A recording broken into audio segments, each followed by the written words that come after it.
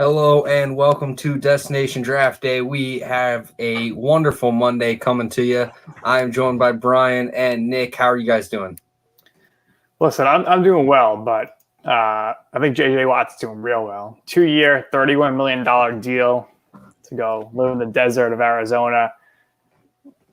I'm a little surprised. I figured he got to go to a team that was in the conference finals last year.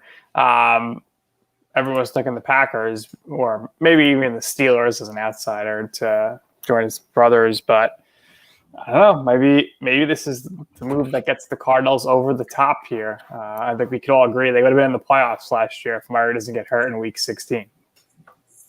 Yeah, and obviously that was the huge rumor surrounding him, was that people wanted to see him on a contender. That was his big pitch for where he wanted to go in free agency. Not sure if the Cardinals are definitely a contender right now, but having J.J. Watt and a young, growing team definitely helps in that process. Yeah, and he's not the first player who is going to end up being a Hall of Famer who joins the Cardinals at the end of his career. Emmitt Smith joined after he was with the Cowboys, and they were terrible. Edgerrin James, after his career with the Colts, joined the Colts, and he was done. Alan Faneca was okay, but most notably is Kurt Warner, who everyone thought was done with the Giants, comes over and they're in the Super Bowl. So for J.J. Watt's sake, Brian, I hope he gets the chance to at least compete for a championship. Well, what we can say is for the last few years in Houston, he hasn't been competing for anything, right? Right. So, he could have gone somewhere else. I would have maybe expected him to play for a contender, but he's making $15 million a year and he's going to live in a pretty beautiful place. So I think he won today. I think he didn't win a lot of games last year. J.J. Watt won today for sure. Right. Maybe DeAndre Hopkins, his former teammate, said, "Hey, you want to come here?" I mean, it's probably said, this Kyler Murray guy, he's fantastic. But maybe the pressure is really on Kingsbury now, Michael. Maybe this could be his last year, perhaps, if they don't make the playoffs. I think it's definitely going to be a high-stakes season that the Cardinals are expecting that next jump to get into the playoffs. They've built a good team, and really it just comes down to the results now. And if Kingsbury can keep them right and get them to the playoffs and get them as a legit team, then obviously things are going to be going well there in Arizona, and he'll stick around. But if not, then we could definitely see some people start to pitch the idea that maybe this just isn't a good fit and they need to chase someone else. Yeah, we'll see what happens. And, obviously there was those crazy rumors or something with a fake Twitter account today. You got to be careful with KJ Watt, something with Peloton and all stuff. But, Watt posted the picture himself. He said, "Source me," with his Cardinals stuff on. So good for the Cardinals. It's definitely a winnable division. We know that the 49ers have their issues offensively. They're losing solid for defensively. The Rams, they got Stafford. They're going to be the favorites there. But the Seahawks, there's a little dissent there with their quarterback. Russell Wilson, he's not demanding a trade, but he was not happy that his meeting, with the staff did not go well when he's asking or giving some suggestions about offense. And he said he's not looking for a trade, but if he was to be traded, he'd only go to the Bears, the Cowboys, the Raiders, or the New Orleans Saints. And we also see Drew Brees really working out these days. So I think Brees is coming back for one more run. But Michael, your thoughts on, I guess, Wilson first, then we can get into Brees. Yeah, with Wilson, I'd love to see him on a new team, but at the same time, I think things are going well in Seattle for the most part. Obviously, things got to get better in terms of playoff success. You obviously want to listen to your star player, but I really like the Seattle Seahawks' current setup on offense with DK Metcalf, Tyler Lockett, and having Russell Wilson there to be able to throw to them. It's definitely enjoyable to watch. So I would prefer to see that thing stay right there and keep working at it. But if things do move, I'd love to see him go to Chicago, see them get a QB, and see what they can do with that. Yeah, I like that Rick says, I know when I tell a person paying my bills how to do their job, it rarely goes well. Yeah, usually you're fired. So But unfortunately, we can't apply the real world to the NFL world. Brian, it's the same. We had this discussion with the Watson thing, but it's a little different. But it's also a lot the same because I believe and I don't know if this is the dumbest thing with the NFL, they need to go to the dead cap scenario. Why, if you trade a player, do you got to get penalized? If the Seahawks trade Wilson this year, I believe they have to pay $39 million in dead cap. But if they trade him next year, it's only $27 million. So that's a discussion for another day, which is stupid. But do you think that there's any chance Wilson gets traded? No, I don't think he does. And no, the situations aren't that dissimilar, but they are in the sense where the relationship between Watson and the Texans seems like it's gotten to an untenable point. It involved front office hires and not asking for his opinion and all that. Seattle's sort of trending down that road, but they're in a position where they can salvage this by doing the smart thing and listening to Russell Wilson a little bit, which is probably just what they should do. What they will do, I think that after winning cures everything. And the way that Seattle season went in the second half, it's no surprise that we're hearing about a little bit of dissent. But like you guys just said, when we're talking about the Cardinals, whichever team you are in the NFC West, it's completely up for grabs. The division is a little bit like the NFC East, except much better, where every team is much better than the teams in the NFC East. But it's like that in the sense where all the teams are pretty close in talent level to each other. And there's not much separating one from four, however you want to group those. So, I mean, you can go into next year making a case that any one of the four teams could win the NFC West. And you mentioned the NFC East. I don't know what the Washington football team is doing. A, not going with a new name again for this year, but B, they're getting rid of Alex Smith. I mean, that's a dumb move. You figure, Michael, they're going to draft the rookie quarterback, right? So who better than Alex Smith for him to learn from? Alex Smith is not done. I think he'll definitely be signed by somebody and be starting games somewhere this year. But Michael, what do you think about the Washington football team quarterback situation heading into next season? I think they'll probably sign someone who's a veteran, and then Cam Newton. I could see Cam Newton because of the similarities that the familiarity that he has with Ron Rivera. But I do expect them to look into the draft and try to get someone, whether that's someone like Mac Jones or whether that's them trading up to get someone like a Trey Lance or maybe a potential Justin Fields. There's been rumors that he's fallen a little bit, so if they'd be willing to pay a huge price tag, then maybe they could get above like the Panthers to be able to pick them. But it really just comes down to how the board falls and what the Washington football team values in their quarterback. If they like Mac Jones and they think he's a franchise QB, then, I mean, I understand why they would make that move and want to go on with their rookie QB and maybe have a vet be in place just in case. But, I don't think Alex Smith is someone that's going to be around long. Heineke's back. But, yeah, I don't know. Alex Smith, he's already on the contract. I just figured he would be there. He got into the playoffs, so we'll see. I mean, he's going to sign somewhere. Him and Fitzpatrick are going to be in the league. They may not sign as starters, but, these guys end up starting games somehow, some way. Now, maybe what Smith signs with the Texans because, Watson met with the Texans' new head coach, David Culley, last Friday. And in the meeting, Watson basically said, I want to be traded, and he told his coach that he has no intention of playing for the Texans. And the Texans said, we have no intention of trading you, so maybe we're on a stalemate. Texans are going to get somebody that could be NFL quality quarterback. And you saw this happen last season where the Cowboys had Prescott, with the contract negotiation, and they signed Dalton, who was a very good backup. And we'll have to keep an eye on that too with Prescott's contract situation and what they do there. But it's going to be interesting, and we're getting closer to free agency here, and it's going to be a real frenzy. And, of course, Michael's getting really excited here because we're now only one calendar month away from the virtual NFL draft part 2. Absolutely. Got a lot of profiles I've been working on. We'll be sharing those very soon after we get done with these blueprints. We'll be having top 10s at each position. Look forward to talking about them all with you guys because we got some hot takes and we're ready to discuss. But first, we got to get through these blueprints. And one team that we're going to start out with is the Minnesota Vikings, a team that started out ugly and then got going, but unfortunately it wasn't enough to make playoffs. So we'll take a look into their mock draft first to start it off. With no second-round pick, I have them trading their 78th pick, their 121st pick, and their 139th pick for New Orleans pick number 60. Let's start out, though, with the first round. Have him grabbing Rashawn Slater, an offensive lineman. Some people have him as a tackle. I have him as an offensive guard. I think he fits in perfectly at that left guard spot for the Vikings, really solidifying this offensive line to a much greater scale. There's still some questions about some guys on the line, but I think with Slater in place, they can really get this offensive line complete in what has seemed to be a 5-year issue for the Vikings.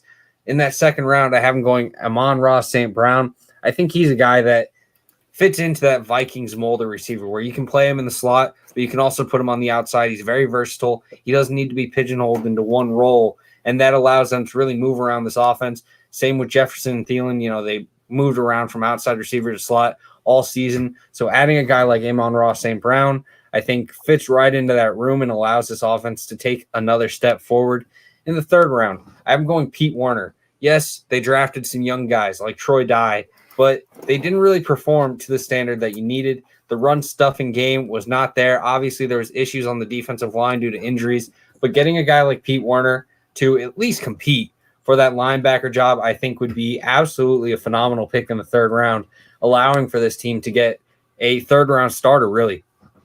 In the fourth round, I'm going Ambry Thomas, cornerback out of Michigan. Thomas was someone that I was a little bit disappointed with in my film review. A lot of people were telling me this is a second-round guy that could potentially be a day-one stud. I didn't see it. He's fast. He has nice length. But I think right now he would have benefited tremendously from playing in 2020 and getting to see that growth. But there's just so much undeveloped talent right now that I saw from my film review. So I think he drops a little bit. And in the fourth round, Vikings being able to get that talent, hopefully being able to develop it, would be absolutely huge. In the fourth round, I have him going Jonathan Cooper, edge rusher out of Ohio State. I think this is someone that could absolutely contribute in time. And Zimmer seems to always do this. With edge rushers, he seems to wait a little bit and draft them in the mid-rounds. You see it last year with DJ Wanham and Kenny Willekes. And even with Danielle Hunter, he wasn't an early selection. He was someone that was picked, I believe, in the third round. So, Mike Zimmer's going to look for these edge rushers that kind of offer the athletic profile and size that he likes. And I think Jonathan Cooper and some other options are probably perfect fits for that. But Cooper's one that we're going with in this draft right here. In the fifth round, I have him going Divine Diablo. George Iocca was signed with hopes of being this versatile safety that could switch between free safety and strong safety. And he just wasn't the same as his past in his career. He's just gotten old and he's not the same. So signing Divine Diablo, who's kind of this gazelle of a player, moves around the field with ease, maybe a little rough in terms of processing and natural feel for the game right now, but he makes up for it with his long strides and long arms and huge frame. Bring him in as that third safety and potentially getting to develop him into something special in the fifth round could be absolutely huge. And I'd love the pick for the Vikings getting to see Mike Zimmer work with him. With the next fifth round pick, I have him going to Daryl Slayton, defensive lineman out of Florida. Michael Pierce opted out last season, and they never really recovered on the defensive line. I expect them to have Pierce back, but I do think they should get some depth just in case another injury were to happen or something like that, so they could have that size on the defensive line and hopefully have someone to step in just in case. In the sixth round, Tony Polgen out of Virginia, a tight end that could really not necessarily replace Kyle Rudolph, but take that spot that is now open in the depth chart to where Irv Smith moves up, Conklin moves up, and then Polgen comes in at that third tight end. I think he has some receiving ability, has some nice size. Getting him in the sixth round with the chance of development could be nice. I don't really know if the Vikings are going to be hot in search of a tight end, but I do think that they move on from Rudolph, and in terms, they're going to be looking to add one more, and Polgen does that. With their next sixth-round pick, I have him going Brett Hedgie, kind of a competitive pick. Having the chance to go against some of the other guys on the roster for that chance to be backup center. I think they already have guys like Drew Samia, and there are other pieces on this offense that could really step in as that backup center. But bring in Brett Hedgie in the sixth round with chance to compete against the Brett Jones or Zach Bailey to make the active roster, I think is perfectly fine and worth the risk. And I like Hedgie. I think he's a sleeper in this class that could potentially find himself a starter one day. I don't know if it happens with the Vikings, but I do think that he's someone that could surprise based on their draft value. In the 7th round, I have him going Drew Chrisman, punter out of Ohio State. It's crazy that this punter class is probably the class I would take if I were to go into a bar fight, because there's so many guys that just offer, so much. Drew Chrisman is 6'4", 230 pounds. There's Presley Harvin, who's like 6 foot, 250. There's Max Duffy, who was a former rugby player. So a lot of great frames and aggression in this class. So interesting enough, but Drew Chrisman probably has the highest ceiling of all the punters in this class. He has an inconsistent feel for his punts. Sometimes they'll go 70 yards and then sometimes they'll go and shank for 34 yards. So definitely some issues in terms of consistency, but Colquitt has been inconsistent as well. So if they can go out and get Drew Chrisman and have him either on the practice squad or as their starting punter, it would be absolutely huge for them for the future. So let's take a look at Nick and Brian's opinions on this draft. What do you guys think about it, and what do you think maybe they should change up? Can't go wrong with an offensive lineman in the first round, unless they're a bust. But I don't think Slater's going to be a bust. Hey, this team had that late run last year. Michael, we discussed many times, hey, they got a chance to sneak into the playoffs. They're really not that far off. I'm interested to see what you did for free agency and that with them. But a lot of people were saying, oh, they're going to move on from Cousins. Not this year. Cousins will be back. What do you think, Brian? Is that the right move to have Cousins back with them next year?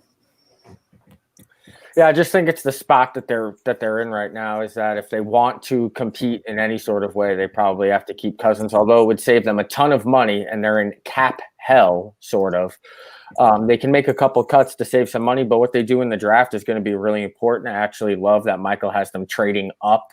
Because they have 8 picks on day 3. Maybe you package some of those together, get up into that second round. It would be, that'd be great. I think one thing that I would probably do is take an edge rusher early. This team doesn't get to the quarterback, and their defense gives up, I think, bottom 5 in yards per play, and they're bottom 5 in sacks as well. So I would go after a Gregory Rousseau type guy. They're picking at 14. I don't know if he's there or what. Michael would know that better than me, but I think that other than the offensive line, which is definitely something they need to focus on, the edge is somewhere they're seriously lacking. Yeah, and I think it's worth noting that with Daniel Hunter injured last year, missing as much time as he did, Odenigbo, the other defensive end, had one of the highest double team rates in the NFL, leaving guys like DJ Wano and Kenny Willekes to be rushing alone. So it was a young mid-round edge rusher, young corners that, were undeveloped as well, and it just left for a lot of chaos for Minnesota's defense, which we aren't used to seeing under Mike Zimmer. So that was why I kind of didn't force the need. I feel like Hunter will be back and healthy. I still think they need to address it, and I wouldn't be surprised if in that first round or even in their first set, like 2-3 picks, that they go edge. I just felt like, with what we saw from Hunter in the past and Odenigbo in the past when he's working as that edge too, I do think that they'll be able to generate more pressure with the line back at full health. Yeah, you know better than me, and I hope so, because they don't get to the quarter. They did not get to the quarterback at all. Absolutely. And now we got to take a look at the offense. First and foremost, let's talk about their cap situation, though. The Vikings have some interesting spots in the cap where they can restructure and create some space, but they don't have a lot of money to work with. So small signings that are going to be contributors is huge. On offense, though, it's a lot of the same. Quarterback Kirk Cousins, running back Dalvin Cook, the wide receiver room with Thielen, Jefferson, and St. Brown, tight end Irv Smith. And then we look at the offensive line with Riley Reeve for Sean Slater, Garrett Bradbury, Ezra Cleveland at right guard, and Brian O'Neill at right tackle. This offense got things going last season. Yes, Kirk Cousins had his issues early in the year, but really he got going. You ride on Dalvin Cook. Obviously, you hope that he's healthy. I think he should be. Worst case, they have some good running backs behind him.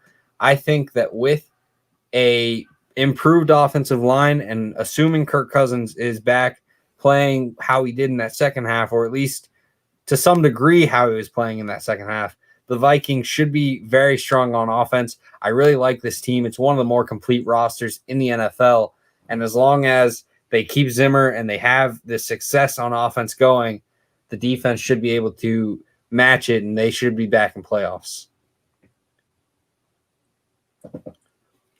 And we look at the defensive side of things, and these are where the signings come in. Michael Pierce at nose tackle, and we have them go and sign Larry Ogunjobi to play that 3-5 tech defensive tackle position. I think Ogunjobi's days with the Browns are probably done. Getting someone who can generate pressure on the inside is absolutely huge, and I think having a guy like Ogunjobi is your big signing of free agency, and maybe it's not absolutely huge, but I think it's someone that could contribute and be a nice piece on the defensive line.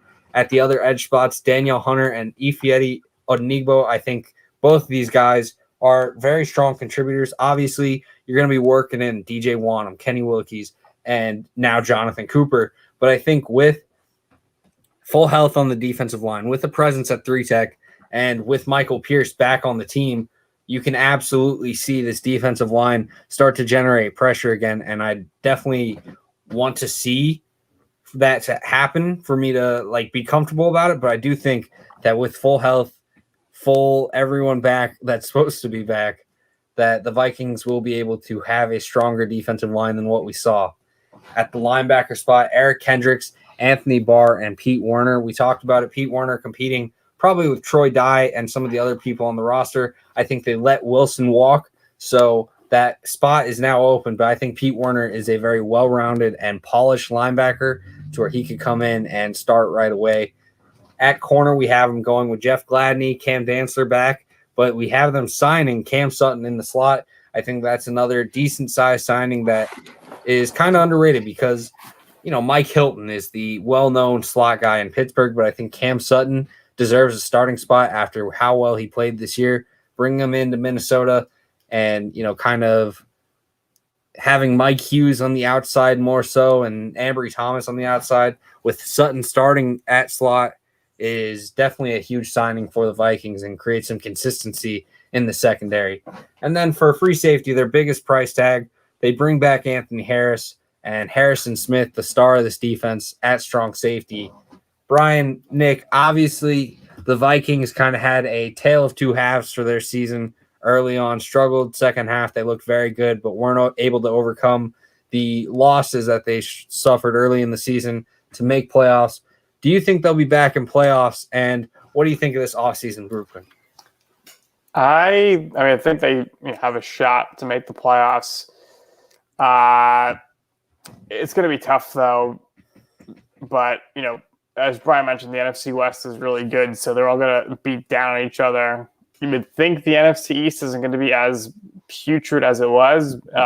Hey, especially if Breeze is not coming back, then I think they have a good shot to get in because I don't think the Saints make the playoffs without Breeze and with Winston as their quarterback.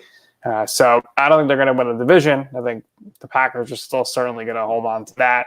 But I do think they'll certainly be in the mix for a 7th seed in the playoffs. Yeah, for me, this is going to be just how many games do they shoot themselves in the foot, because this is kind of what the Vikings do over and over. Their offense is really good. Their defense, I know, was injury aided last year. They gave up over 30 points like 6 or 7 times. It's just you're not going to win a lot of games like that. But they're the second best team in that division, assuming that the Bears don't wind up getting like a Russell Wilson or something crazy on their roster. They are the second best team in the NFC North behind Green Bay. So they really should be in the mix for that playoff spot. The Bears ended up getting into the playoffs last year while that NFC West got 2 teams in. So, I would expect with a little improvement, the Vikings to be right there, but I'm a little bit concerned that if they don't package a couple of those late round picks and move up and maybe get some more immediate difference makers rather than day 3 guys who might take a little longer to develop, that they won't be, they won't make the jump that they need to be a playoff team this year after going 7-9. Absolutely. I could see that. And I think the big question mark is kind of what the Vikings plans are at the quarterback position, because well, most likely Kirk Cousins is going to be lining up under center next year. We could see them spend a, third, fourth round pick on a quarterback that they think could step in and potentially be the future. It's less risk drafting someone in that third, fourth round, and you're saying, we just want them to be a good backup, and then it's someone high upside like a Kellen Mond or Jamie Newman that you want to see how they progress, and you're not really in a rush to kick Kirk Cousins out, so they have time to develop. It could be interesting to see if they spend a valuable draft asset at that spot or if they look just to add to the roster. And I think it's one of those situations where I wouldn't really be against either side of the move, and it could be very interesting to see how it plays out. But now it is time for the special part of the show. The best team in the league, despite their 15th draft slot, obviously it was just a fluke. They're going back to the Super Bowl. The New England Patriots. So much in terms of Rick's questions. excited. Rick is very excited. So much in terms of questions about how this team goes about their offseason. Will Cam Newton be back? Will the defense get fixed up? Will the offense get fixed up? What are they going to do at receiver? What are they going to do at tight end? Bill Belichick has a lot that he will address this offseason. And I will admit, I got aggressive in this mock offseason. So you guys may have to Deshaun Watson say, come and back, Andrew Luck both coming to the Patriots. I didn't go too crazy, but I do have a lot of signings going on, a lot of roster overhaul. But let's jump into the mock draft. And you'll notice that additional first-round pick, New England sends Stephon Gilmore and pick number 97 to the Cleveland Browns for pick 26 and David Njoku.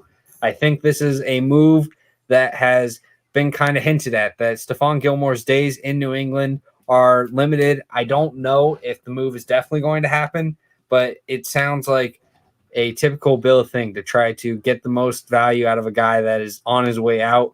So the Cleveland Browns, who have a young secondary that need a veteran presence, bring in Stephon Gilmore. Him and Denzel Ward arguably would be the best cornerback unit in the NFL. And David Njoku, who's kind of fallen out of favor with the Cleveland Browns coaching staff, doesn't even hurt them much to trade him off. So it's just that first round pick that really may sting for Browns fans. But I think this is an easy deal that could come to agreement. With that first pick, though, Patriots go Jalen Waddle, wide receiver out of Alabama. I think that QB is something that they could entertain, whether it's trading up to get a guy like Trey Lance or making a pick at Mac Jones at number 15, I wouldn't even be against. But here, I think they're going to pass over the quarterback position. We heard rumors of some QBs that they loved last year that they didn't have money for. So I'll have them pursuing the free agency trail for QBs. So Waddle in the first round, I think he's an absolute playmaker, electric speed, aggressive at the point of attack for catching. I think he is a phenomenal receiver. He's my wide receiver 1, but I think luckily he falls to 15 here. With that 26th pick, Asante Samuel Jr., cornerback out of Florida State. I really like him. I really like Campbell. And I think with the cornerback unit, there's definitely some need there. Whether they trade Gilmore or not, there's definitely a need at the cornerback position. Stephon Gilmore likely only has one more year left tops. Jason McCourty likely only has one more year left tops. And then they still need to pay J.C. Jackson. While I think J.C. Jackson returns, getting a cornerback on the outside is absolutely huge for this team. In the second round, I have him going Tyler Shelvin, the big nose tackle out of Louisiana State, LSU. He was a huge presence in their championship run, opted out in this past year, but I think adding him to this unit to fill in that nose tackle spot that they needed so badly for the Patriots defense would be absolutely huge. The new Vince Wilfork is in town, and you can see it right there in the photo in the bottom left. He is just an absolute unit and would be devastating to any offense having to go against them. In the fourth round, I have him going Chauncey Golston, kind of a defensive end. Whether you're in a 4-3 or a 3-4, he will be playing with his hand in the dirt.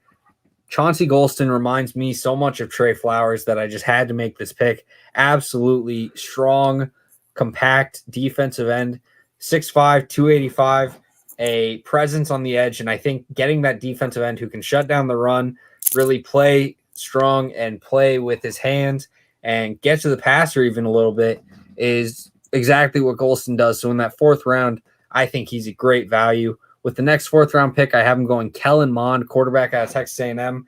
Whether they are really looking at QB or not, I think this is someone that could be in the cards as a developmental piece. You bring in someone as a veteran to really start, and hopefully Mond develops. If not, then you look into the QB pool later on. With that next 4th round pick, James Wiggins, free safety out of Cincinnati. This is another guy that kind of reminds me of a former Patriot, Jerron Harmon.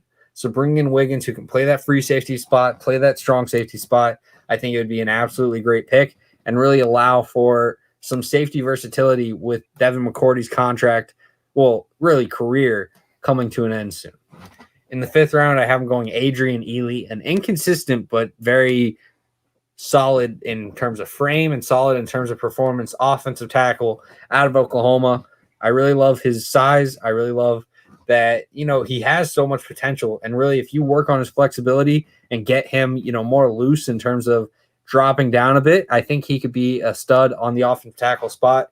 Get him in there with the Patriots offensive line factory, get him working, get him into some yoga classes, and this could be a great pick. In the 6th round, another starter for the Patriots, Jose Borealis. I don't think they bring back Nick Folk. I don't know if Roberto Aguayo is going to get the job, and we're not going to talk about the other kicker on their roster. Bringing in Borealis, I think he has a cannon of a leg. He did really well for Florida International this year, or in his past, and then dominated for Miami, Florida this year. He's got a cannon of a leg, like I said. Bringing him in with that confidence and that swagger, getting a kicker of the future is absolutely huge for the Patriots, and I'd love to see it in Jose Borealis. With that next 6th round pick, Drew Dahlman, center out of Stanford. We saw them take Woodward last year, and he retired immediately after. I think center is definitely in the cards. Even if Andrews does return, I expect them to look for a center, and Dahlman could fill in that spot. And in the 7th round, Otis Anderson Jr. out of Central Florida, a very shifty wide receiver running back type player to hopefully replace James White. Worst case, though, you're just getting a nice receiving weapon in the backfield, even if he doesn't come close to what James White is in terms of production. So obviously, I assume you guys will have some concerns about not addressing QB, but I'd love to hear your thoughts on this draft and what you think of the Patriots' future going forward. I mean, it looks like you addressed the QB. You're taking one of 3 SEC quarterbacks to record 9,000 plus passing yards and 1,500 plus rushing yards. The other 2, Tebow and Prescott, and the guy was the Senior Bowl MVP. So I don't know. Maybe there's something there with Mr. Mond in the 4th round out of Texas A&M. Texas A&M, who I think needs to be a favorite to be in the playoffs this year. Incredible last year, led by him. I think he got like 19 touchdowns, only 3 interceptions. So could be something there. I'm interested to see what you do with the free agency, because maybe someone you could develop. You see the Patriots always pick people late in rounds. Brady, Garoppolo, Brissett, they develop them, and they could ultimately potentially become starters. You never know. Yeah, and I do want to know, I do love Mond, and I think there is potential there. I have him rated higher than Kyle Trask, who most of the consensus media has higher. I think Mond offers a lot in terms of frame, arm talent, and mobility that could really set him apart if he does develop to that next level. We got some comments, though, from the comment section. I see a big boy nose tackle in the 2nd round. I upvote Tyler, literally Vince Wilfork 2.0 Shelvin. Absolutely agree. I'm a huge Shelvin fan. One of my draft crushes. I can't say I would be annoyed if the Patriots picked him at 15. I understand it's probably not going to happen, but if it happened, I think I would have a hard time even trying to be annoyed by it, because I love the nose tackle spot. Growing up on Vince Wilfork, it's hard to not love anyone who can play the spot. And we got another comment. Shelvin is going to be a stalwart for a defensive line somewhere. Yeah, I think whether it's a team like Las Vegas, like New England, or many other spots, I think he's going to find success in the NFL and be an absolute menace on the defensive line, stopping runs easily. He has some surprising pass rush upside for a player his size. I don't think he's ever going to be a star at, producing sacks or anything, but he's definitely going to collapse some pockets, that's for sure. So now we take a look at the offensive side of things for New England, and we have him signing Andy Dalton. There was a lot of smoke around Patriots being interested in Dalton last year. Obviously, some people may be concerned seeing this because the Cowboys weren't that good last year, right? But Dalton overcame a lot. The run game wasn't good for the Cowboys. The offensive line was horrific. So Dalton doing as well as he did would be absolutely huge in my book. And I don't think he's the star QB that's going to be your long-term answer, but I do think he can start for you for a year or two and really bring you guys as a competitive team. And I think that's what he does for the Patriots here. At running back, you run it back with Damian Harris because I think he is definitely a great running back. You have Sony Michel in the backfield, Rex Burkhead if you want to bring him back. You can possibly bring back James White. J.J. Taylor is on roster as well. Having these pieces in place, I think the run game is taken care of. If there is a star running back available for very cheap, then I could see Bill getting involved. But right now, I think Damian Harris is the way to go. At wide receiver, a total overhaul, having them spend big money on Corey Davis, getting Jalen Waddle and Jacoby Myers in the slot. Obviously, I am a huge fan of N'Keal Harry. I really want him to be able to take that next step, but it's not someone that you can depend on right now. So getting out there and putting money into the position, giving whoever is at QB a chance is probably top priority. And Corey Davis, Jalen Waddle, and Jacoby Myers should be a very good squad for any QB, whether it's someone in the future or not. And hopefully, some degree of this, whether it's Corey Davis, whether it's Allen Robinson, whether it's Kenny Golladay, just some top receiver added to this room with hopefully another investment with a early draft pick could be huge for this offense. At tight end, you have three guys that really could hopefully take that next step. David Njoku, Dalton Keene, who I'm a huge fan of, Devin Asiasi, I like him as well. But Njoku starts right away because of his upside as a receiver. So far, there's been some question marks about his time in Cleveland. He hasn't really gone along with the staff. I think having him sent to a place like New England where he already had so much potential, maybe Bill could unlock that. And if not, you have a receiving weapon at the tight end spot for a year while you try to continue growing Keene and Asiasi. And if none of the three really step up and take that and lock in that spot, then tight end is definitely a big need to address in next year's class, which is going to be a phenomenal tight end class. On the offensive line, a lot of the same: Isaiah Wynn, Michael Onwenu, David Andrews, Shaq Mason, Jermaine Eluemunor. This offensive line, when healthy, is one of the best units in football. And I understand that, the health issue has come into play a lot of times. Wynn missed some time, Dooney missed some time, Andrews missed some time, Mason's missed some time. There's just been so much rotation to where the offensive line has had games where they just come out flat. But if you can keep this line healthy, it is one of the best in football.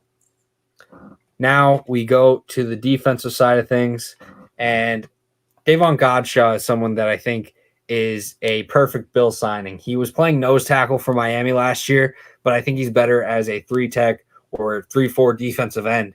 And bringing him into the Patriots, where they already have Adam Butler, already have Tyler Shelvin, is going to be huge for him. Obviously, if they can get this defensive line, I would be ecstatic about it. I think he is someone that needs to be signed by the Patriots because he is just a phenomenal player. I have him re-signing Adam Butler. And then at the edge spot, I have him splashing for another big signing with Matt Judon, edge rusher out of Baltimore. I think he offers that versatility that Bill loves. I think he's a great edge rusher, gets to the QB. They need some pass rush presence. Obviously, you want Uche or Winovich or Anthony Jennings to take that next step, but bringing in a guy like Judon on a 2-3 year deal, I think could be absolutely huge for the team. At linebacker, Hightower is back. Bentley is behind him, but you want to get one more guy. Alex Anzalone is someone I think they can get for decent value and hopefully bring in some energy and speed to that linebacker spot. He's a great run stuffer. Probably needs some help in terms of coverage, but the Patriots do a very good job of limiting the dependence on linebacker coverage in their defense. So having Anzalone in that system, I think, would be best for him and hopefully best for the Patriots as well. At corner, J.C. Jackson, Jason McCourty, Jonathan Jones. Obviously, Asante Samuel Jr. will be rotating into that mix as well. But this cornerback unit is really still very strong. I think McCourty is going to have another good year. J.C. Jackson hopefully steps up and fills that cornerback 1 position. And then Jonathan Jones in the slot is one of the most underrated defenders in the NFL. Hopefully Asante Samuel Jr. can be ready day one to where he can get plenty of snaps to where McCourty's not tasked with, being a full-time starter. But I think this cornerback unit and the secondary as a whole, even with the absence of Gilmore, could still be very strong. At the safety spots, you got Devin McCourty and Kyle Duggar. Obviously, Adrian Phillips is going to get a lot of time as strong safety, but there's just so much talent on this defense. Still a lot of what ifs because of signings like Godshaw, drafts like Shelvin, bringing back Adam Butler, bringing back Judon. There's definitely some question marks that we'll have to see how the offseason plays out. But with this blueprint in place, what do you guys think of the Patriots, and what do you think of Andy Dalton riding the ship? I like it. I thought they should have signed him last year, and I'm surprised they didn't. And I think that would have been much better off than with Cam Newton. And I like that. He played well last year. He shows he can still win. And I like Alex Anzalone as a signing here for the Patriots as well. And Rick is loving all the fat guys here. He said, let's bring back that wall in the middle. Absolutely. I guess Regan Smash loves Anzalone. But yeah, I mean, it's really just going to come down to the defense here, because last year they had so many opt-outs, Michael, as you know, that it kind of hurt them long term. And for the full squad back, I think they're going to be in the mix. Yeah, and unless they somehow land a star quarterback, I don't think they're going to be a contender in year one. But I do think with a fulfilled roster, with a full offseason, they could be a playoff team that makes it with that 6-7 spot wide open. And, if they are able to add some talented pieces like a Judon, like a Godshaw, like an Anzalone, like a Corey Davis, then they're definitely in the mix. Brian, what do you think of this team, and do you think playoffs is a realistic possibility for the Patriots? Yeah, if I was a Patriot, stop me if you've heard this before, but if I was a Patriots fan, I'd be really excited. Well, that's because they're going to have new faces in almost every position group, and they're still, even after all that spending, Bill isn't going to spend every dime that they have in this particular offseason. And with the cap going up again next year, it's going to be like this 2 free agent markets in a row where the Patriots are going to be in play for some of the top guys at each position. That doesn't mean they're going to overpay and go after the top guy at each one, but we're going to see 2 off seasons in a row, not even including the draft picks, that they're going to be vastly improved in almost every single position group, especially the skill positions on offense. I think that wide receiver group that you have there with Corey Davis coming over is going to end up being, really good. And when you put the crew around the quarterback, then, he doesn't need to be, Russell Wilson, right? It doesn't need to be somebody like that. Andy Dalton could do fine with a little bit of blocking and, some guys around him. So I'd be really scared to play against the Patriots. Thankfully, I don't root for a team in that division. So, I don't know. Absolutely. And I think there's some options that they could go for at QB that aren't Andy Dalton as well. We talked about some of the draft options, but also guys like Jacoby Brissett on the market. Cam Newton could be back. If Jimmy somehow gets cut, doesn't seem likely anymore, but if he gets cut, I think that's definitely the favorite to come back. And there's some trade options as well, but I do think that, QB doesn't have to be your highest priority just because the season wasn't as ideal as you wanted to. You aren't going to replicate what Brady was able to do for this team. So try to build up the team, overcome what Brady had to overcome, and really try to get this roster back to full strength. And then maybe it gives you some more leeway to trade up in the future and get a star young QB. Where's Andrew Luck, Michael? If Andrew Luck comes calling, I'm down for it. But I think he's happy retired, sadly. Rick wants Brissett or Fitzpatrick. Oh, I was going to say Fitzmagic. I'm right there with Rick. They get Fitzmagic. They're going back to the Super Bowl this year. No question. Alex Smith. It's definitely a possibility. And, there's so many options out there. It's really an interesting offseason for the quarterback position. All the trade rumors are flying around already, but there's so many pieces that are on the market that are realistic starting QBs for any team. So it's going to be very peculiar to watch a offseason that seems to be as chaotic as any other, especially with everything going on. There's not much to do but watch the TV, hit the refresh button, and see what happens. So we look forward to it, and we'll have it all covered here on Destination Draft Day. Brian, if anyone's making any playoff bets on these teams, tell them where they can go to. Yeah, if you want to make any bets on the Super Bowl, division winner, conference winner, you can do that stuff now, actually, even before free agency. So for the Patriots, I would seriously consider that. And you can go to bonusseeker.com, check out what all sports books have to offer. Get yourself a nice little bonus to get started. Place your futures bets, because as soon as the Patriots start spending some of that money, you're going to see those odds start to shrink, because you can't keep them down for long. Absolutely. We had a wonderful episode here today at Destination Draft Day. It's a long road to the NFL draft, but we got you covered. I'm getting close. We'll get you there. Yeah, we are about 2 months away from the NFL draft. We're looking forward to it and counting down by the seconds. Nick Durst, Brian Salsa, we appreciate you guys so much. I'm Michael Rockman. Thank you to everyone in the comment section, and thank you to LandryFootball.com for the platform to stream the show. We'll see you guys on Friday. Take care.